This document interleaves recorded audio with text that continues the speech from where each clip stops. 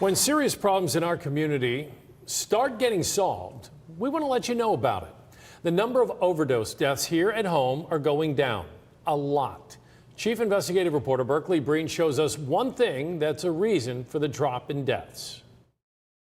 Everyone I talk to say one of the biggest reasons we're seeing these numbers go down is access to the overdose reversing drug called Naloxone. One of the brand names is called Narcan.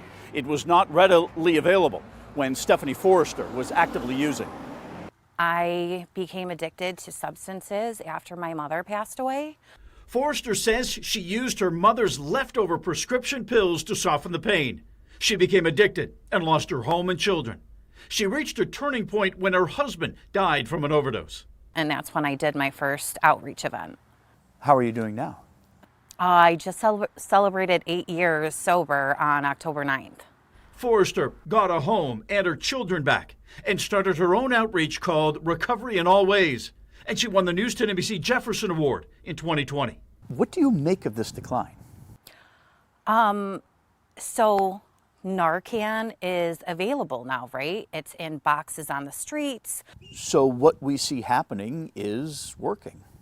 Yes, it's working. Having Narcan available is absolutely what needs to happen.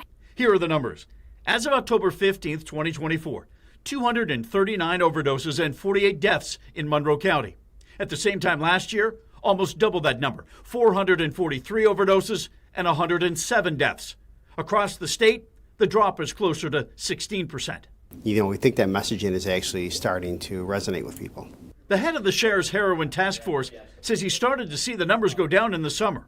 When those were starting to basically separate, that's a good sign. That's what we like to see. But we don't want to jinx it because we said this back in 2019 and then, we caught right back up within 3 months. I hope it continues. I really Forrester do. credits amazing. testing strips to make sure drugs don't have fentanyl, Let's- access to legal marijuana really to help focus people on recover harm from their reduction addiction, because this- and the hard work in the community on the streets. This was the story that prompted my questions in the magazine called The Week, a mysterious decline in overdoses. It quotes the CDC, a new CDC report saying that the number of overdose deaths in the United States is down 15%. That equates to about 12 to 15,000 fewer deaths. On North Clinton Avenue, Berkeley Breen, News 10, NBC. The sheriff's office says every overdose costs about $1,900. That's the cost of first responders, the ambulance ride, and the hospital stay. So in addition to saving precious lives, this decline saves money. In just the drop of overdoses from last year, the savings is around $400,000.